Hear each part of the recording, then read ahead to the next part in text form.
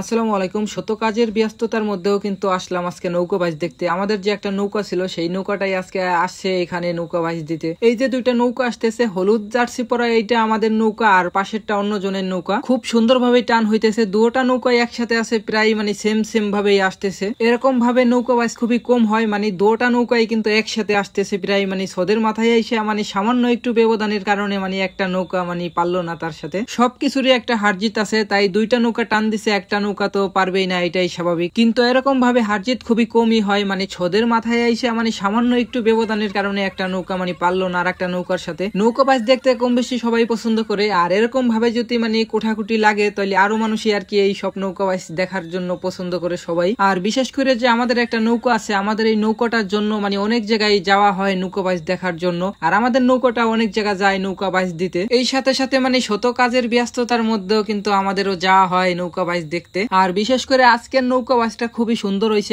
এরকম ভাবে নৌকা বাইচ হবে এটা আমি কখনো কল্পনা করি নেই, যে এত সুন্দর ভাবে নৌকা বাইচও দেখতে পারবো আর এত সুন্দর ভাবে নৌকা বাইচ কুটাকুটি লাগবে এটাও ভাবিনি কখনো। খুব সুন্দর বাইচ হয়েছে আজকের নৌকা বাইচে অনেকগুলো নৌকা আইছে, ছোট বড় অনেক নৌকা আইছে।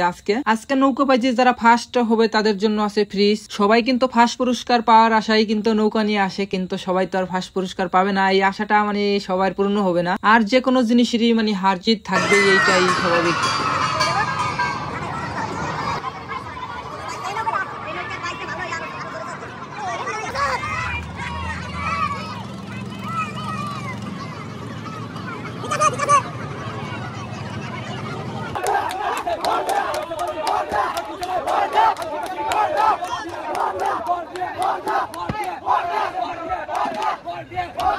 যাই হোক, আজকের ভিডিও আমার এই পর্যন্তই শেষ। সবাই ভালো থাকবেন ও সুস্থ থাকবেন। আসসালামু আলাইকুম।